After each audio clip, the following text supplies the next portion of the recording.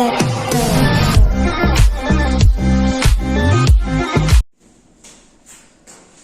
Morning everyone. हम लोगों ने पिछले वीडियो में प्रश्नावली 8.4 का सॉल्यूशन किए थे। आज हम लोग अध्याय 9 का सॉल्यूशन करेंगे। अध्याय 9 में हम लोग क्लास अध्याय 9 में हाइट एंड डिस्टेंस अर्थात ऊंचाई और दूरी। इसका बेसिक कॉन्सेप्ट क्या है सर, इसके बारे में दोस्तों थोड़ी जानकारी लें। और ऊंचाई और दूरी का हमारे जीवन में क्या महत्वपूर्ण उपयोग है। सब कुछ तो उपयोग है, बिना उपयोग का तो कोई करेगा नहीं। लोकल लाइफ में जो यूजफुल नहीं रहता है उसको लोग ध्यान नहीं देते हैं, इसका तो कुछ तो यूज है। और देखिए इसका बहुत ही बड़ा उपयोग है। क्या उपयोग है? ऊंचाई दूरी से हम लोग किसी भी पहाड़ की ऊंचाई, घर की ऊंचाई, कोई व्यक्ति का ऊंचाई हम लोग निकाल सकते हैं। हाइट एंड डिस्टेंस बहुत ही महत्वपूर्ण पार्ट है हमारी लाइफ में। जैसे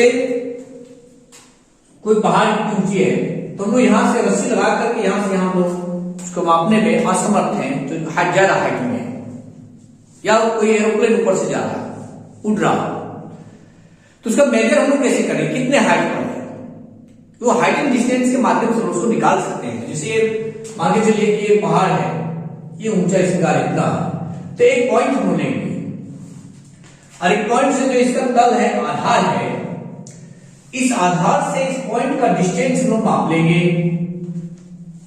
और डिस्टेंस मापेंगे और यहां पर हम लोग एक एंगल हम लोग लेंगे जो इसके शिखर को टच करेगा। एक एंगल हम लोग मेजर माप करेंगे। अब जो है यदि ये हम लोग को मालूम हो जाए कि ये थीटा कितना है, इस तरह से इस पर्वत की जो ऊंचाई है ये हम लोग निकाल सकते हैं। और इसको निकालने में मदद करता है हम लोग का ये जो पार्ट है, ऊंचाई और दूरी। किसी विद्यार्थी का हाइट कितना है ये भी हम लोग आसानी से निकाल सकते हैं। एक रूम में यदि इस प्रकार का रूम है, वर्गाकार है या आयताकार प्राय रहता है, तो इसे हम लगाएंगे कि सबसे लंबी रड कितनी लेंगे, रूम में सबसे लंबी रड कितना, तो इसका हम मेजर करेंगे। इससे हम लोग पाइथागोरस प्रमेय से भी आ सकते हैं कि कर्ण स्क्वायर बराबर लंब स्क्वायर जोड़ आधार स्क्वायर, इस माध्यम से भी वो निकालते हैं। तो त्रिकोणमिति जो है हमारी लाइफ में बहुत ही इंपॉर्टेंट रोल अदा करता है, इसके बारे में हम आएंगे। अब आगे कि हाइट एंड डिस्टेंस जो ऊंचाई और दूरी है, किस त्रिभुज में हम लोग ज्यादा इसका उपयोग है, आगे पूरा का पूरा उपयोग है। अगर देखा जाए तो त्रिभुज बहुत प्रकार के हम लोग पिछले अध्याय में चर्चा किए हैं। तो अब यहाँ पर जो है अब हम इसमें आते हैं कि यह जो है केवल एक समकोण त्रिभुज में ही इसका जितना भी फॉर्मूला हम लोग काम करेंगे, हाइट एंड डिस्टेंस का जो भी पार्ट हम लोग का प्रश्न आएगा सिर्फ एक समकोण त्रिभुज से संबंधित बनेगा। जैसे अब हम लोग इस कुछ फॉर्मूले के बारे में हम लोग जानते हैं जो हमारे हाइट एंड डिस्टेंस जो है इस पार्ट बनाने में सहायक सिद्ध होगा। मान के चलते हैं कि ए, बी और सी एक समकोण त्रिभुज है, ABC B A right angle triangle, where angle B is equal to 90 degree and let us suppose that angle C is equal to theta. इसको थीटा मान के लिए हम लोग इसको नाम देंगे, बुझाऊंगा। यदि इसे हम थीटा मानेंगे तो ये कहलाएगा हम लोग को लंब, जिसको हम बोलते हैं परपेंडिकुलर। अंग्रेजी में लिखते हैं हम लोग लिखते हैं परपेंडिकुलर, और हिंदी में इसको हम लोग लिखते हैं लंब, जिसका सांकेतिक नाम हम लोग लिखते हैं पी। परपेंडिकुलर इसलिए उसका शुरुआती अक्षर हम लोग लेते हैं पी, और 90 डिग्री जिसमें बन रहा है, देखिए ये कहलाता है आधार, जिसको हम लोग लिखते हैं बेस, जिसका सांकेतिक नाम है स्मॉल बी। इसका हिंदी नाम हम लोग देते हैं आधार। और अब देखिए समकोण त्रिभुज की जो सबसे बड़ी भुजा यानी 90 डिग्री, 90 डिग्री का जो समकोण भुजा है, सबसे बड़ी भुजा को हम लोग बोलते हैं कर्ण, जिसको अंग्रेजी में लिखा जाता है हाइपोटेनियस। हाइपोटेनियस जिसका सिंबल हम लोग लेते हैं H। तो अब देखिए, तो इस आधार से हम लोग इसको निकालेंगे।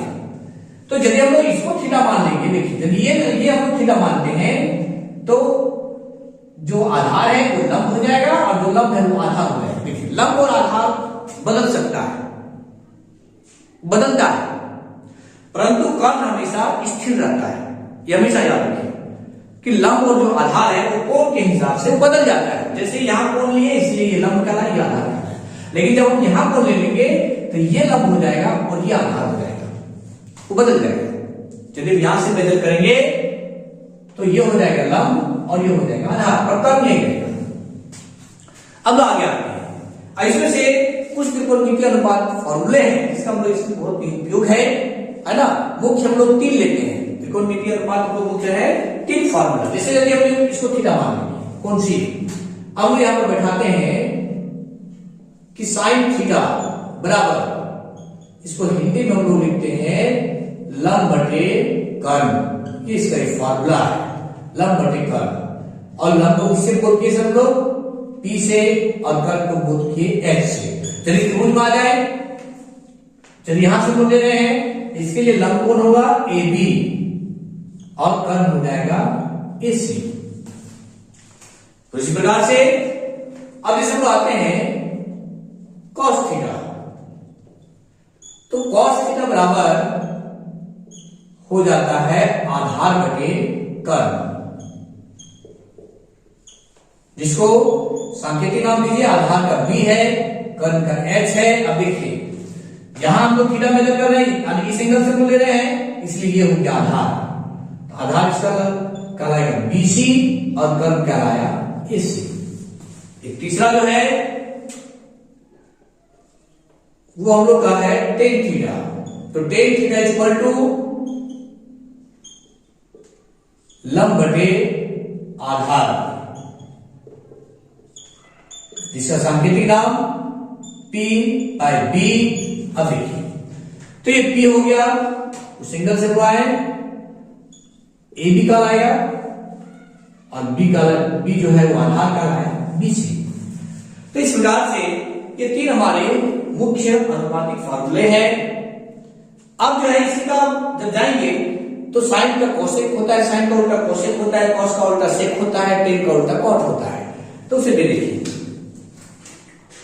अब जैसे लोग आते हैं cosec theta, cosec theta 1 divided by sine theta. तो साइन के लिए इस ट्रायंगल में क्या है, P बाय H। ये देखिए H ऊपर चला गया, P नीचे हो गया। फिर हम लोग उसी प्रकार से आएंगे सेक थीटा, जो कॉस का रिवर्स है, यानी 1 डिवाइडेड बाय कॉस थीटा। और कॉस का मान है सब लोग का B बाई H, इसमें H ऊपर चला गया, B नीचे हो गया। फिर आते हैं कॉट थीटा। कॉट थीटा जो है वो टेन का रिवर्स है, टेन का उल्टा है ये, तो टेन का है सर P बाई B, इसको लिखेंगे सर B बाई P। ये चला गया एक से गुना के ऊपर से। तो ये सभी फॉर्मूले जो है हम लोग को उपयोग में आने वाला है, मुख्यतः साइन, कॉस और टेन इस पार्ट के लिए। लेकिन इसके साथ साथ हम लोग थीटा का भी मान याद रखना होगा और जानना होगा कि 0 डिग्री का साइन कॉस टेन के लिए 0 डिग्री का कितना होता है, 30 का मान कितना होता है, 45 का मान कितना होता है, 60 डिग्री का मान कितना होता है, 90 डिग्री का मान कितना होता है। ये प्राय आपको नहीं तक जाएगा, ये 90 का ज्यादा जो नहीं होता है। तो ये हम लोग को मान याद रखना होगा, पिछले अध्याय में लोग पढ़े हैं। ये जानकारी होने से ही हम लोग जो है आसानी से इस पार्ट को बना सकते हैं। लेकिन इस पार्ट में एक और है कि ये कोण बनेगा कैसे, इसको हम क्या नाम देंगे और इसको क्या नाम देंगे। जैसे अभी हम आते हैं तो इसमें से 2 प्रकार के कोण बनते हैं। इस हाइट एंड डिस्टेंस में दो प्रकार के कोणों का भेदन किया जाता है।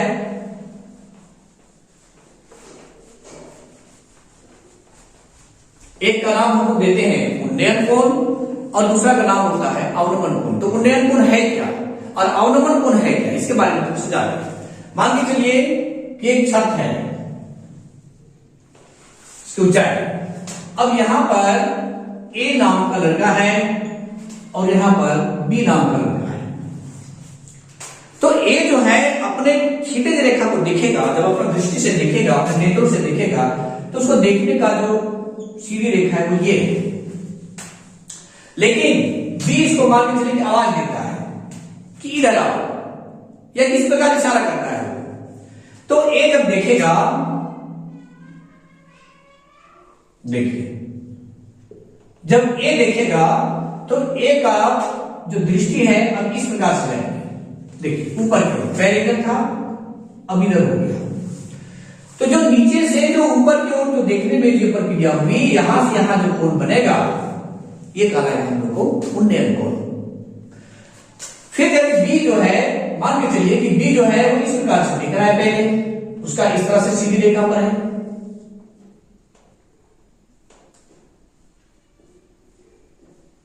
देखिए, लेकिन मान के चलिए कि अब बी ने आवाज देकर के ए उसको आवाज देता है। अब ए उसको आवाज दे रहा है और ए उसको बुला रहा है। तब जो है तो वो इस प्रकार से पहले देख रहा था, अब वो इस प्रकार से देखने लगा, अर्थात उसका कोण इस प्रकार से इस डायरेक्शन में आया और इसका कोण इस डायरेक्शन में गया। तो ये जो इधर से जो इधर कोण बना, ये कहलाएगा अवनमन कोण, ये कहलाएगा अवनमन कोण और ये कहलाएगा हम लोग को उन्नयन कोण। तो उम्मीद है समझ में आ गया होगा कि उन्नयन कोण क्या है सर। ये देखिए नीचे से जो पहले इस प्रकार देख रहे थे, इससे जो ऊपर आया, यहां जो कोण बना, अब ऊपर की ओर जो दिख रहे हैं उन्नयन कोण, और ऊपर से जो नीचे की ओर देख रहे हैं उसे उस रेखा से आ रहे हैं, ये बन रहा है हम लोग को अवनमन कोण।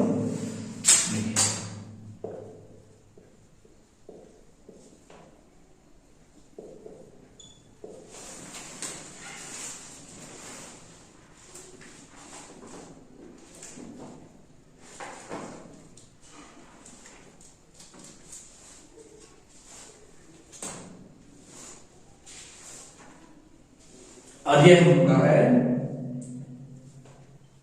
उन्नयन कोण।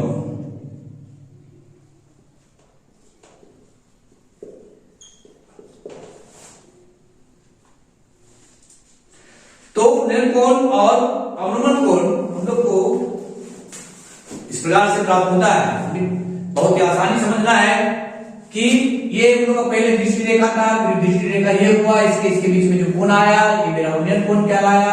ऊपर में जो लड़का बी बैठा है उसके दृष्टि रेखा पहले ये है, उसके बाद फिर ये आया, ये क्षितिज रेखा जो उसके लिए जो दृष्टि रेखा है उसके लिए फिर ये जब आवाज दिया ये नीचे की ओर देखा, ऊपर से नीचे की ओर जो देखने में जो इसका कोण बना सकते हैं ये रेखा, और फिर ये रेखा के बीच में जो कोण बना ये कहलाएगा अवनमन कोण। और हमेशा अवनमन कोण उन्नयन कोण के बराबर होता है। कारण ऐसे क्षितिज रेखा है, ये भी है, ये दोनों जो है एक दूसरे का पैरेलल है, ये दोनों एक दूसरे के समांतर है। और समांतर में यदि कोई तिर्यक रेखा काटती है, ये रेखा इसके लिए क्या है तिर्यक रेखा, देखिए इसको ये पर काट रही है, इसको बी पर काट रही है, मान के चलिए, तो ये दोनों कहलाएंगे एकांतर कोण। ये दोनों क्या कहलाएंगे एकांतर कोण। और यदि दो समांतर रेखाओं को यदि एक तिर्यक रेखा काटती है तो उसके एकांतर कोण बराबर होते हैं। अब जो है हम लोग अध्याय में आते हैं और इस प्रश्न को हल करेंगे।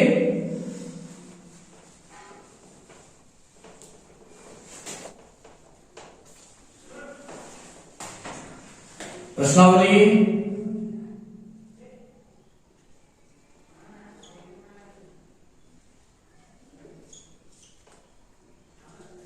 9.1 देखिए 9.1 का लो पहला क्वेश्चन है। देखिए पहले क्वेश्चन में तो फिगर हम लोग को दिया हुआ है, देखिए फिगर हम लोग को दिया हुआ है। तो दूसरे क्वेश्चन से हम लोग को दिक्कत आने वाली है कि हम लोग फिगर कैसे बनाए, चित्र कैसे बनाए। सबसे बड़ा महत्वपूर्ण क्वेश्चन ये है। यदि हम लोग क्वेश्चन के अनुसार, प्रश्न के अनुसार यदि हम लोग चीज जो है फिगर जो है यदि सही बन जाती है तो फिर हम लोग उसमें से समझिए कि आधा सोल्यूशन हो गया, उसके बाद हम लोग को मान बैठा के उसको कैलकुलेट कर सकते हैं। पहला क्वेश्चन में बोल रहा है कि सर्कस का एक कलाकार एक 20 मीटर लंबी डोरी पर चल रहा है, एक 20 मीटर की लंबी डोरी पर चल रहा है। हम लोग चित्र बना लेते हैं। इसका चित्र जो है बुक में दिया हुआ है हम लोग को इस प्रकार से, इसका नाम हम देते हैं ABC। ये देखिए सर्कस का एक कलाकार जो है, एक खंबा है, इसमें से एक रस्सी बंधा हुआ है, AC मान लेते हैं कि एक लंबी डोरी है, ये बंधा हुआ है। अब जो है इसका लंबाई भी दिया हुआ है, इसका लंबाई है सर 20 मीटर। 20 मीटर एक लंबी रस्सी है, इस पर कलाकार अपना कर्तव्य दिखा रहा है, चल रहा है। ये कभी नीचे से ऊपर जाता है, कभी ऊपर से नीचे आता है, मनोरंजन कर रहा है लोगों को। अब यहां पर कहता है कि अच्छी तरह से तनी हुई है, यहां से यहां तक तो टाइट है, तभी उसमें चला जा सकता है। लूज रहेगा तो फिर वो कलाकार जो गिर सकता है। कहता है और भूमि पर सीधे एक लंबे खंबे के शिखर से बंधा हुआ है। ये देखिए खंबा है, इसका शिखर आगे चोटी ऊपर A है, तो यहां से बंधा हुआ है। अब कहता है कि यदि भूमि स्तर के साथ डोर द्वारा बनाया गया कोण 30 डिग्री हो, भूमि स्तर देखिए यहां जहां ये भूमि पर लगा हुआ है, यहां पर यदि ये कोण 30 डिग्री बना रहा हो, ये कितना कोण बना रहा है 30 डिग्री, तो यहां पर कह रहा है कि ऊंचाई ज्ञात कीजिए, यानी खंबे की ऊंचाई ज्ञात कीजिए। ये खंबा का ऊंचाई कितना है ये हम लोग को निकालना है। मान के चलिए लोग मान लेते हैं कि खंबे की ऊंचाई h है। क्वेश्चन समझ में आ गया होगा। क्वेश्चन कह रहा है, फिर से बात बताते हैं कि एक सर्कस कलाकार जो है एक खंबे के सिरे और भूमि का यानी भूमि पर एक बिंदु लेकर के, यानी एक बिंदु से एक लंबी रस्सी 20 मीटर लंबी रस्सी खींच करके टाइट से बंधा हुआ है, इसमें वो अपना कर्तव्य दिखा रहा है। और जहां भूमि जो है जिस बिंदु पर यहां पर बांधा गया है, वहां से ये देखिए कोण कितना बना रहा है 30 डिग्री। आपको बता रहा है कि खंबा का ऊंचाई कितना है। तो क्या है डिस्टेंस का उपयोग, इसी से हम लोग को मिल गया। इससे हम लोग घर का भी ऊंचाई निकाल सकते हैं, किसी व्यक्ति का भी ऊंचाई निकाल सकते हैं, बड़े बड़े टावर की भी ऊंचाई निकाल सकते हैं। आगे बढ़ाते तरह तरह के क्वेश्चन मिलेंगे और उसको हल करने का प्रयास करेंगे। तो अब यहां पर जो है, अब जैसे हम लोग लिखेंगे क्वेश्चन नंबर 1 के लिए, पहले हम लिखेंगे माना कि, मान लेते हैं माना कि डोरी की लंबाई जो है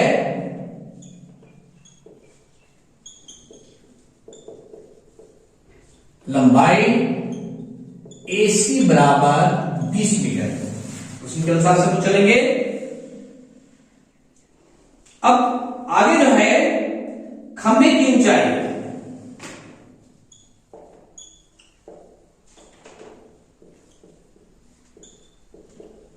खंबे की ऊंचाई जो है सुनो क्या माने AB बराबर h मीटर।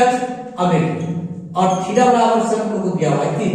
अब यहां पर प्रश्न आ जाता है कि यहां पर हम प्रयोग किसका करें, किस अनुपात फॉर्मूला का प्रयोग करें, साइन का प्रयोग करें, कॉस का प्रयोग करें, टेन का प्रयोग करें, कॉट का प्रयोग करें, कोसेक का प्रयोग करें, सेक का प्रयोग करें, किसका प्रयोग करें। तो यहां पर हमारे पास प्रश्न आ जाता है। तो यहां पर जो है अब हम देख रहे हैं कि ये मान मेरा दिया हुआ है, जो कर्ण है त्रिभुज का ये कर्ण है और ये मेरा लंब है। तो लंब और कर्ण इसमें रिलेटेड है, किस अनुपात में है, तो लंब बटे कर्ण हम लोग को साइन थीटा में है। तो हम लोग इसमें किसका प्रयोग करेंगे, साइन थीटा का। तो अब यहां पर लिखेंगे सॉल्यूशन में, अब यहां पर लिखेंगे साइन 30 डिग्री इक्वल टू लंब बटे कर्ण यानी P बाई H। देखिए ऐसे P का मान, P कौन है सर इसके लिए, ये देखिए AB और H से हम लोग AC, अर्थात H बटे, या इसको नाम हम लिख देते हैं, नाम दीजिए पहले AB बटे AC। तो AB का मान हम लोग को मालूम है, क्या मान है सर, इसको H माने हैं और AC का मान क्वेश्चन में दिया हुआ है 20 मीटर। तो इस प्रकार से हम लोग आ गया कि sine 30 degree equal to H by 20। तो अब लोग आएंगे कि साइन 30 का मान कितना होता है। अब यहां क्वेश्चन आ गया कि साइन 30 का मान कितना होता है। तो पिछले अध्याय में हम लोग उसकी तालिका को देखे थे कि साइन 30 डिग्री का मान कितना है, इसलिए इसको जो है ध्यान में रखना बहुत जरूरी है। देखिए यहां पर ये जो थीटा का मान है इसमें आप देखेंगे एक बार साइन 30 का मान कितना दिया है, तो 30 डिग्री का मान मेरे पास यहां पर है। देखिए 30 का मान कितना है, 1/2। ये सारणी जो है याद करना बहुत जरूरी है। पिछले वीडियो में जब हम लोग 8.3 जब शुरू कर रहे थे, इसका सटीक तरीका हमने बतलाया हुआ है कि कैसे याद करेंगे कि एक साइन थीटा का मान जब हम लोग याद हो जाता है तो बाद बाकी सारा मान हम लोग उसको आसानी तरीके से याद करेंगे। ये पिछला वीडियो में बताया गया है, आप उसे पीछे जाकर देख सकते हैं, आसानी होगी आगे बनाने में। तो अब हम यहाँ पर देख रहे हैं साइन 30 का मान कितना है मेरा, तो साइन 30 डिग्री का मान है 1/2 बराबर, तो h कितना है यहाँ पर 20। तब देखिए यहाँ पर h का भागा है 20, इधर आएगा तो गुना, h बराबर हो जाएगा 20/2, ये हम लोग को कट गया, बराबर आया 10 मीटर। इस प्रकार से तो यहां हम लिखेंगे खंभे की ऊंचाई h बराबर कितना आया 10 मीटर। ये हो गया हम लोग का आंसर। तो मीटर समझ में आ गया होगा ये। अब अगले प्रश्न में आते हैं। इसका अगले प्रश्न में है बहुत इंपॉर्टेंट क्वेश्चन, देखिए बहुत इंटरेस्टिंग है कि टूटे हुए चीजों को भी हम लोग उसको सही से हम लोग माप सकते हैं इस प्रश्न के आधार से। देखिए कितना उपयोगी है कि आंधी आने से एक पेड़ टूट जाता है। अब टूटा हुआ जो भाग है इस तरह टूट जाता है वो कि पेड़ का शिखर जो है ऊपर वाला जो भाग है, पेड़ का सबसे ऊपरी वाला भाग है, जमीन को छूने लगता है और इसके साथ 30 डिग्री का कोण बनाता है। जहां पर वो जमीन को टच करता है वहां पर वो 30 डिग्री का कोण बनाता है। पेड़ के 5 बिंदु अर्थात आधार जहां से खड़ा है, पेड़ का 5 बिंदु की दूरी, जहां पेड़ का शिखर जहां गिर करके जमीन को छू रहा है वहां से उसकी दूरी है 8 मीटर। आइए चित्र के माध्यम से इसको समझे।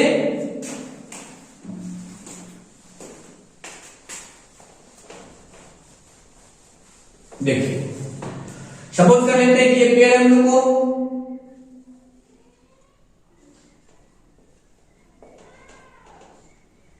और इस प्रकार खड़ा है,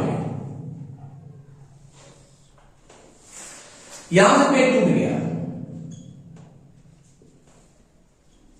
तो जमीन टूटेगा, ये तो जमीन को छुएगा ही, मान के चलिए यहां पर छू रहा है सी बिंदु पर, अर्थात ये जो पोर्शन है वो इधर आ गया, यहां पर पेड़ जो है मिल करके वो यहां पर छू रहा है। पहले खड़ा था, आंधी आने से वो टूट गया। और अब देखिए तो मान लेते हैं कि इधर जो पेड़ की जो ऊंचाई है, यहां टूटने के बाद ये भी हम लोग को मालूम नहीं है, और ये भी पेड़ का ऊंचाई क्या आएगा, क्यों सर, क्योंकि टूटने से पहले भी तो पेड़ का हिस्सा था, पेड़ का हिस्सा भी है और एसी, तो पेड़ का यहां पर 2 हिस्से हो गए, पहला है एसी और दूसरा है एसी। तो पूरा पेड़ का ऊंचाई क्या होगा, तो पूरा पेड़ का ऊंचाई जो है वो हम लोग कराएगा एबी प्लस एसी, कि दोनों मिलकर के ही पेड़ पूरा प्यार है। देखिए ये दोनों जो है यहां पर मान के चलिए सीधा जो है सी समझिए कि यहां पर है, ये टूट गया ये यहां पर आ गया। तो मान लेते हैं अब हमको यहां पर क्वेश्चन दिया हुआ है कि जहां वो जमीन को छूता है, पेड़ का शिखर देखिए, पेड़ का जो शिखर है जहां जमीन को छूता है वो बना है उसके साथ कोण 30 डिग्री, और यहां पर मान दिया हुआ है हम लोग को कि जमीन को जहां छूता है 8 मीटर है, यानी पेड़ का 5 बिंदु से जहां पेड़ का शिखर जमीन को छूता है 5 बिंदु अर्थात उसका आधार, देखिए आधार जहां ये जमीन को छूता है वो है कितना दूरी पर 5 मीटर पर। इधर से समझ गए होंगे कि पेड़ का ऊंचाई पूरा हो गया, समझ लीजिए बीसी, यहां पर पेड़ टूट गया, यहां टूटने के कारण सी यहां पर आ गया। देखिए अब यहां से जो इसकी दूरी है वो 8 मीटर है, तो हम लोग कह रहा है कि पेड़ की ऊंचाई कितनी है, यहां पर जमीन के साथ जो कोण बना रहा है पेड़ का शिखर वो है 30 डिग्री। तो इसके लिए हम लोग इसका प्रयोग करेंगे, पहले तो यहां लिखते हैं, तो यहां पर लिखेंगे माना कि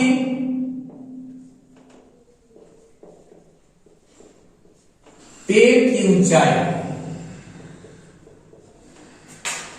मान सकते हैं AB प्लस AC है, पेड़ की ऊंचाई AB प्लस AC हम लोग मान लेते हैं, यह हम लोग का है, पेड़ का जो ऊंचाई है वो हम लोग का है AB प्लस AC, इसका मान निकालना है। और जो पेड़ का पाद बिंदु और उसका शिखर जहां जमीन को छू रहा है उसके बीच की दूरी BC बराबर कितना है? BC बराबर है 8 मीटर, अर्थात और कोण C या फिर थीटा बराबर हम मान सकते हैं, थीटा बराबर कितना है सर? 30 डिग्री। तो पेड़ का ऊंचाई निकालने के लिए हम लोग को कौन कौन मान चाहिए? AB मान चाहिए और AC मान चाहिए। मेरे पास यहाँ पर थीटा दिया हुआ है, तब हमको ये जानना है। तो इसको निकालने के लिए क्या करेंगे सर? जब ये थीटा है, ये कहलाएगा लंब और ये कहलाएगा आधार हम लोग को, और लंब और आधार किस में है? लंब और आधार हम लोग का tan थीटा में है, तो tan थीटा बराबर लिखते हैं लंब बटे आधार। तो अब हम लोग पहले से उपयोग करेंगे tan थीटा का। tan 30 डिग्री इक्वल टू लंब बटे आधार अर्थात AB बटे BC। यहां पर पहले थीटा लिखे, अब तो थीटा का मान हम लोग को दिया हुआ है 30 डिग्री, AB का मान हम लोग को ज्ञात करना है, BC का मान है 8 मीटर, ये हम लोग का मान दिया हुआ है 8 मीटर। अब फिर हम लोग आते हैं पीछे सारणी में, आना होगा कि पीछे सारणी में हम लोग को tan 30 का मान कितना दिया हुआ है, ये हम लोग इसको मान बैठाएंगे। तो tan 30 का मान हम लोग का है 1/√3, tan 30 का मान 1/√3 equal to AB divided by 8। अब देखिए तो AB बराबर क्या हो जाएगा? देखिए 8 इधर भागा में इधर आएगा तो गुना हो जाएगा, 8/√3 3 हो गया। अब देखिए इसका हम लोग हाथ परिवर्तन करेंगे, √3 को हटाना है हम लोग को, तो हाथ परिवर्तन करेंगे तो √3 ऊपर से मल्टीप्लाई करेंगे, √3 को नीचे से, इस प्रकार से 8√3/√3 हो जाएगा 3 मीटर। ये किसका मान आया सर हम लोग को? AB का। AB निकल गया हम लोग को। अभी पूरा पेन का ऊंचाई नहीं निकला है, क्योंकि हमको AC भी चाहिए, ये भी पेन का हिस्सा है जो टूट गया, टूटा ये यहां से हम लोग खड़ा है, लेकिन ये हम लोग टूटा भाग है जो AC है। तब AC निकालने के लिए क्या करेंगे? तो देखिए हम लोग को AB मालूम हो गया, BC भी मालूम है पहले से, तो ये B और ये H है, हम लोग cos थीटा का प्रयोग करेंगे, क्योंकि cos थीटा बराबर होता है B/H। आसानी होगा हम लोग को इसमें। अब देखिए और cos theta equal to B/H अर्थात आधार बटे कर्ण, तो आधार इसका है सर BC, कर्ण है इसका AC। अब जो है यहां पर मान बैठेंगे, तो cos 30 degree equal to BC का मान 8 है, AC का मान हम लोग को ज्ञात करना है। तो फिर हम लोग आते हैं कि cos 30 का मान कितना है, तो cos 30 का मान sin 60 के मान के इक्वल होता है, ये तो पीछे हम लोग ज्ञात किए थे। तो ये आप देखिए यहां पर, तो cos 30 का मान है √3/2 और यहां पर 8/AC। अब देखिए तो AC का देखिए क्रॉस मल्टीप्लाई कीजिए, क्या हो जाएगा? AC into √3 equal to 8 into 2, 8 into 2, देखिए मल्टीप्लाई हो गया, क्रॉस मल्टीप्लिकेशन। तो AC इक्वल टू क्या होगा हम लोग को? ये 8 दूनी कितना आ जाएगा? 16, फिर यहां पर आ गया सर 103। इसका फिर हम लोग हाथ परिवर्तन करेंगे, ऊपर नीचे √3 से मल्टीप्लाई कीजिए, सेम प्रोसेस जो इधर किए हम लोग। तो AC इक्वल टू √3 हम लोग आ जाएगा 3 और यहां पर हो जाएगा 16√3 मीटर। अब पूरा लिखेंगे पेड़ की ऊंचाई,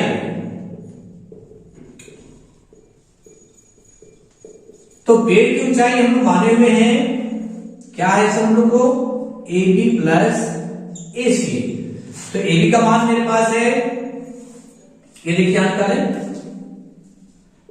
8√3/3 प्लस 16√3/3।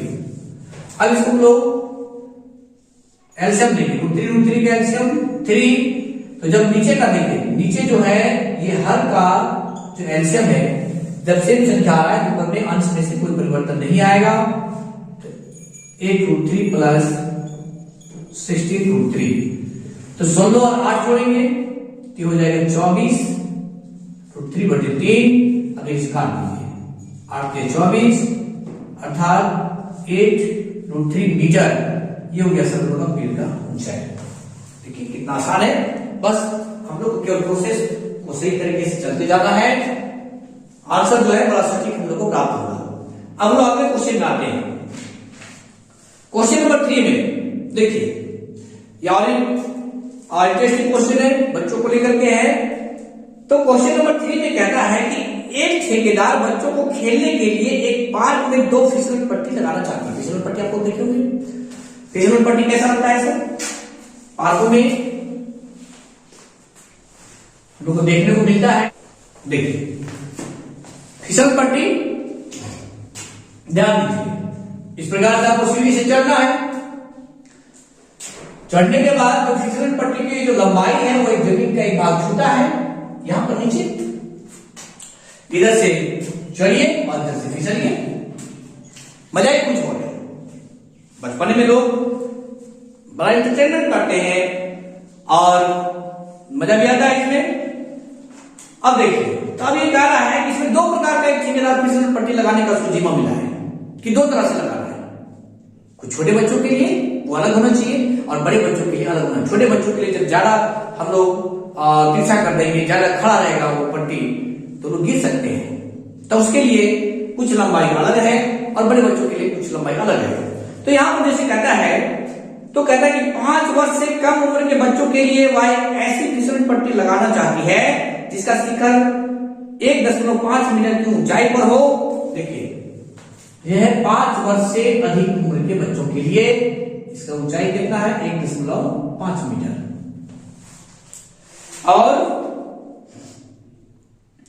और घूमने के साथ 30 डिग्री कोण पर झुका हुआ।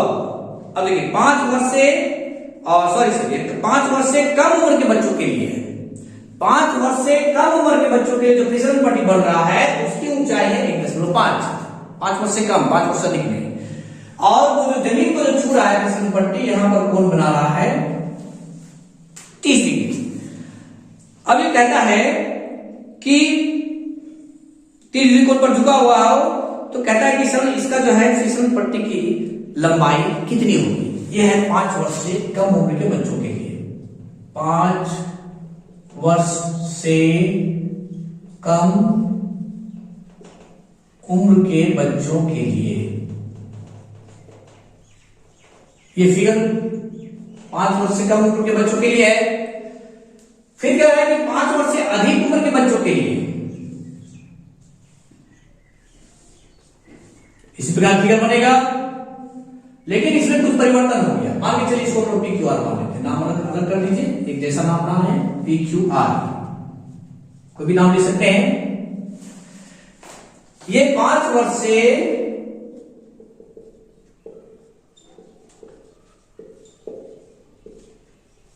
अधिक उम्र वाले बच्चों के लिए, देखिए तो 5 वर्ष से अधिक उम्र वाले बच्चों के लिए यहां पर जो इसका ऊंचाई है, पट्टी की ऊंचाई है वो है 3 मीटर, इसकी ऊंचाई है 3 मीटर, और ये जो जमीन के साथ जो कोण बना रहा है ये कोण है 60 डिग्री।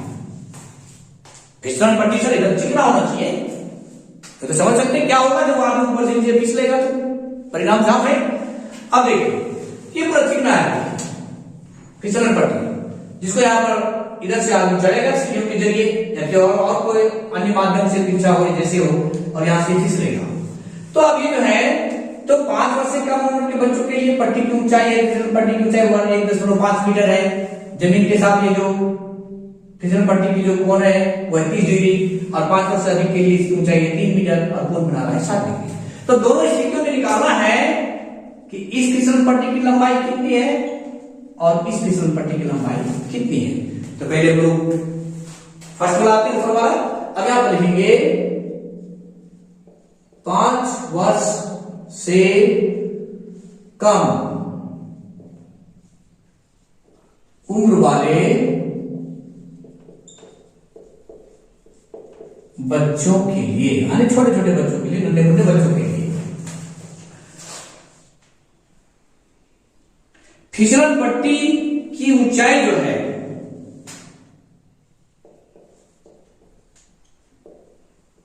फिसलन पट्टी की ऊंचाई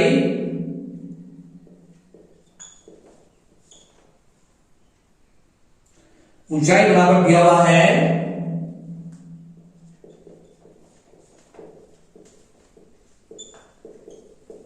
मान लेते हैं इसमें को ए बी बराबर 1.5 मीटर। थीटा हम लोग को दिया हुआ है, थीटा बराबर है 3 डिग्री जमीन के साथ बना रहा है। और फिसलन पट्टी की लंबाई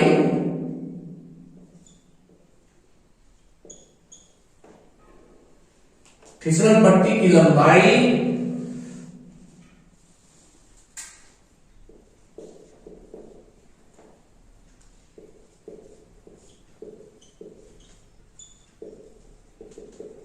लंबाई इसका AC बराबर है क्वेश्चन मार्क। फिर यहाँ पर क्वेश्चन आ गया कि हम लोग किसका प्रयोग करेंगे, कौन सा फॉर्मूला प्रयोग करें। बहुत आसानी है, देखिए यदि ये थीटा है तो हम लोग लंब क्या लाया, ये तो कर्ल एकदम ठीक से सर तो बदलेगा ही नहीं। तो इसमें हम लोग sin 30 का मान प्रयोग करेंगे, sin थीटा। तो sin 30 डिग्री इक्वल टू यानी लंब बटे कर्ल, लंब इसका AB है, कर्ल इसका AC है। तो हम लोग लिख सकते हैं कि sin 30 AB का मान है 1.5 और AC का हम लोग को निकालना है। तो sin 30 का मान है 1/2 तो 1.5 बटे AC। अब AC आप क्रॉस मल्टीप्लाई करके 1 से गुणा करेंगे तो AC ये इधर 2 से गुणा हो जाएगा, 1.5 गुणे 2। इस प्रकार से AC बराबर 15 दूनी 30। देखिए एक अंक पॉइंट था, इस प्रकार से 3 मीटर आ गया। तो छोटे बच्चों के लिए जो पट्टी की जो लंबाई है, फिसलन पट्टी की जो लंबाई है वो कितना है 3 मीटर।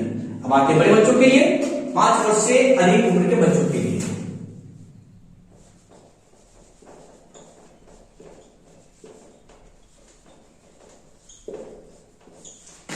अधिक उम्र के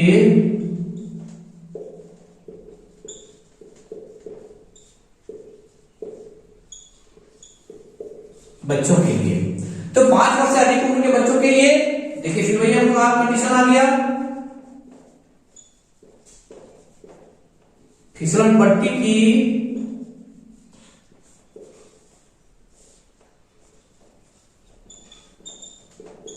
जो ऊंचाई है कहां से कितना ऊपर से शुरू किया गया है, देखिए PQ बराबर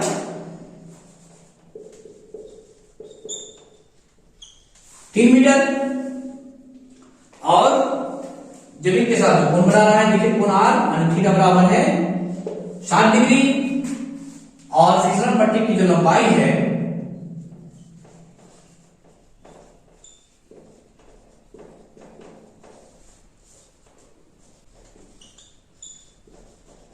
जो उनको ज्ञात करना है PR equal to question mark, हम लोग मालूम नहीं है। तो फिर वही कंडीशन ऊपर है, P और X में संबंध देखिए, इसलिए हम आएंगे। अब sin 30 था, यहां पर है 60 डिग्री, तो sin 60 इक्वल टू AB ऊपर का नाम याद होगा, यहां पर है PQ लिए हैं, PQ लिखेंगे PQ बाय PR sin 60 का मान √3/2, PQ का मान है 3 और PR हम लोग को निकालना है। अब हम लोग आगे आते हैं,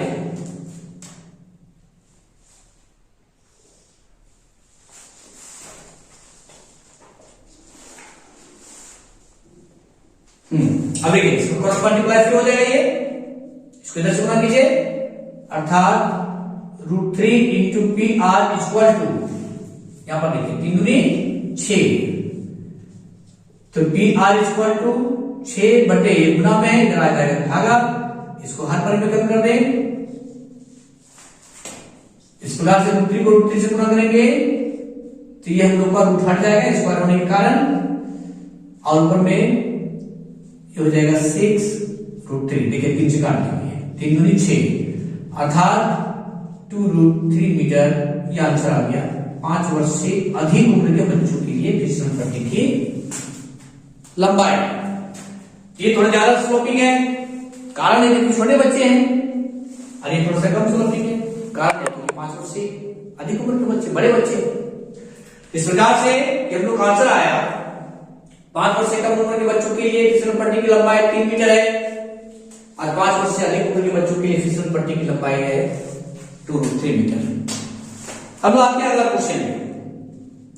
क्वेश्चन नंबर जो है इसका 4, क्वेश्चन नंबर 4 क्या कहता है, इसमें आएंगे।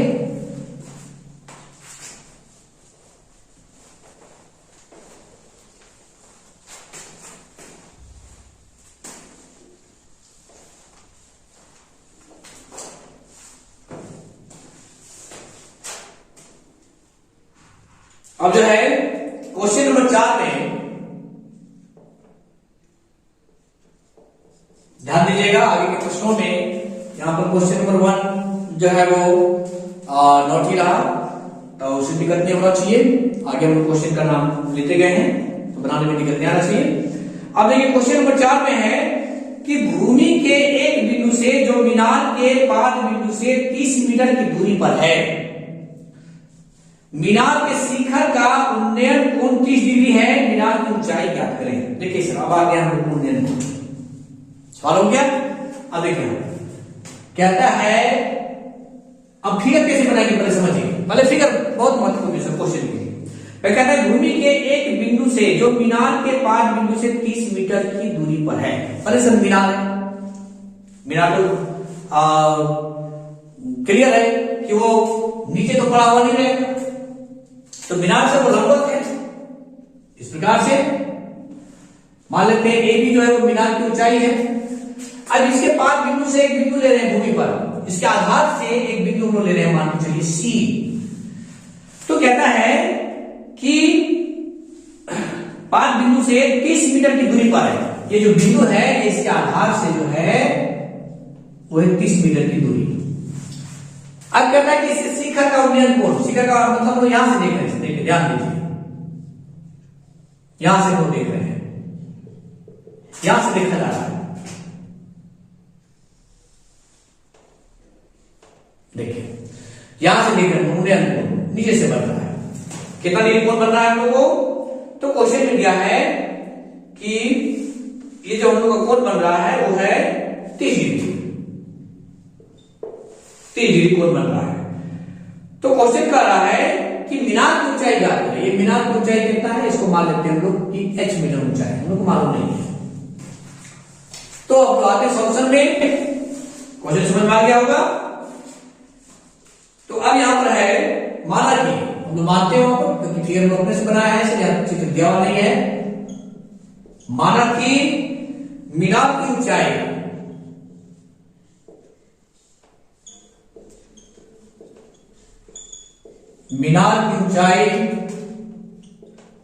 ए बी बराबर h मीटर। देखिए अब भूमि से पाद बिंदु की दूरी देखिए, भूमि ये देखिए यहां से बोलिए सी, और ये मीनार के पाद बिंदु से बीच की दूरी BC बराबर कितना है 30 मीटर। थीटा से कोण कितना बना रहा है ये 30 डिग्री। अब आ गया तो फिर यहां पर क्वेश्चन आ गया कि हम कौन सा अनुपातिक फॉर्मूला का प्रयोग करें। देखिए ये बी है और ये बी है, ये थीटा इसलिए लंब हो गया, ये आधार हो गया। तो लंब और आधार के लिए जानते हैं कि tan थीटा का प्रयोग होता है, tan थीटा इक्वल टू लंब बटे आधार होता है। तो क्यों हम tan थीटा का प्रयोग करें, tan 30 डिग्री इक्वल टू लंब बटे आधार, लंब मेरा है ए बी और आधार मेरा है BC। इसको लिख सकते हैं P बाई P। ये बार बार लिखने का नंबर ध्यान से एक बार याद कर लिए तो ये सब बार बार दोहराया जाता है, आप इसको सीधे नाम लिख दीजिए। तो tan 30 का मान मालूम है 1 डिवाइडेड बाय √3 इक्वल टू, और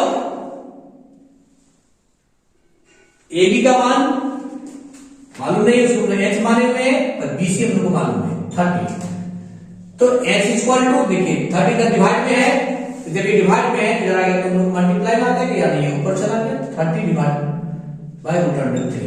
अब देखिए फिर यहाँ पर √3 को बच जा रहा है, इसका हाथ में करें √3 को ऊपर से और √3 को नीचे से मल्टीप्लाई करेंगे।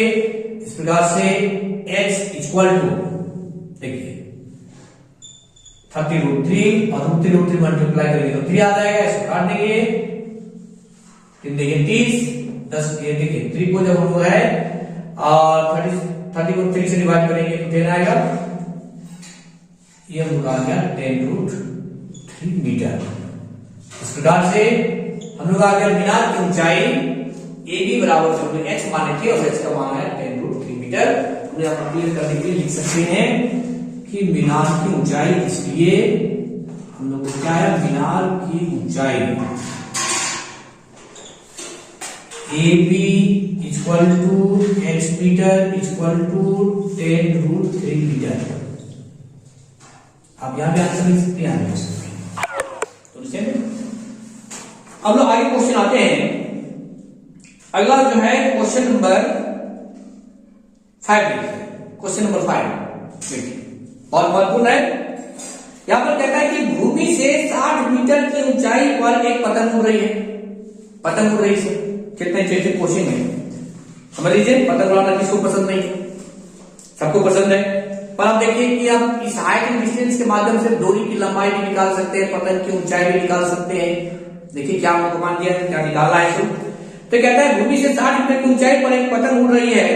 पतंग में लगी डोरी को अस्थायी रूप से भूमि के एक बिंदु से बांध दिया गया है। अस्थायी और अस्थायी, अस्थायी मतलब अब जब जरूरत होने लगेगा कि नहीं पतंग और ऊपर जाएगी तो हम लोग क्या करते हैं, उस रस्सी को ढीला करने लगते हैं, पतंग और ऊपर जाती है और उससे ज्यादा और हम लोग कोशिश हमारे जरूर करते हैं। तो यहाँ पर कहता है कि अस्थायी रूप से बांध दिया गया है। भूमि के साथ डोरी का झुकाव जो है वो 60 डिग्री, जो जमीन से हम लोग जो बांध के रखे हैं डोरी को, वो कितना डिग्री कोण बना रहा है, 60 डिग्री। देखिए कितना आसान है। अब यहां पर जो है यह मानकर कि डोरी में कोई ढील नहीं है, डोरी एकदम टाइट हो गई, तनी हुई है, तो डोरी की लंबाई क्या है। अभी हम लोग जो जस्ट इंट्रोडक्शन में परिचय ले रहे थे कि पहाड़ की ऊंचाई कैसे निकालेंगे और घर की ऊंचाई कैसे निकालेंगे, इसका एक जीता जाता हम लोग को सबूत मिल गया कि हम लोग पतंग की ऊंचाई हम लोग माप सकते हैं सर। यदि डोरी की लंबाई मालूम हो, थीटा का मान मालूम हो, निचले आधार का मान मालूम हो, अन्य कोई भी दो मान मालूम रहने से हम लोग को जो है तीसरा जो भी मान निकालने बोलेगा वो निकाल सकते हैं आसानी से। अब इसके हम लोग पहले चित्र बनाएंगे, पहले इसे हम मिला देते हैं क्वेश्चन नंबर 4 को।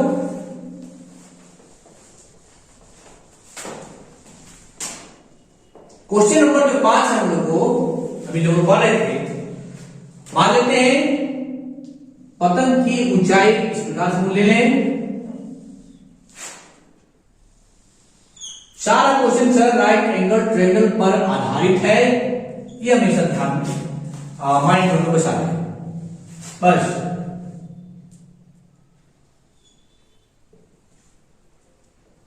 देखिए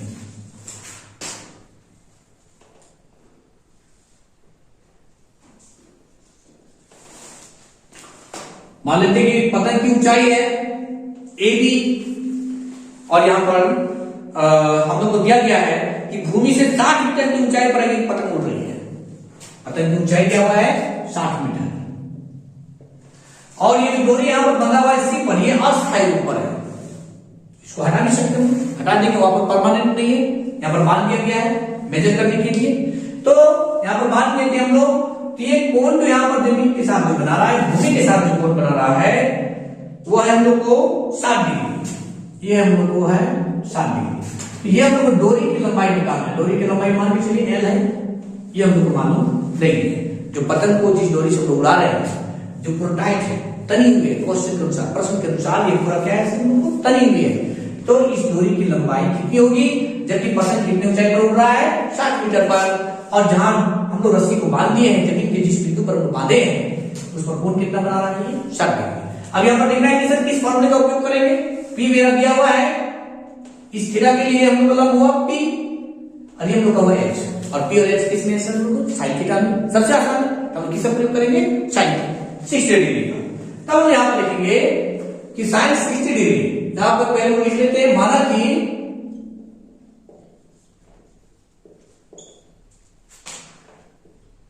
पतंग की ऊंचाई भूमि से, पतंग की ऊंचाई भूमि से पतंग की ऊंचाई जो है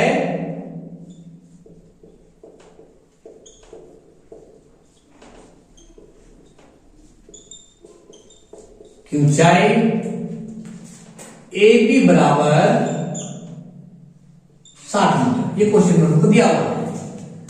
थीटा जो है सर भूमि के साथ जो कोण बन रहा है, पहले तो यहां पर लिखते डोरी की लंबाई। तो डोरी की लंबाई हम लोग को निकालना है, इसको मालूम नहीं है।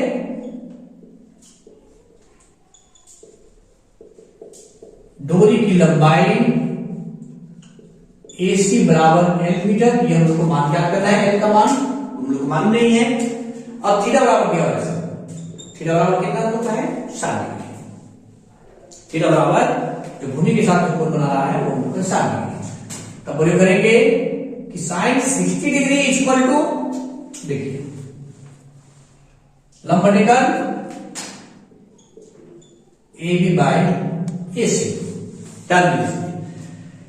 तो साइन 60 का मान जो मालूम है √3/2, AB का मान हम लोग का है 60 और AC का मान है L।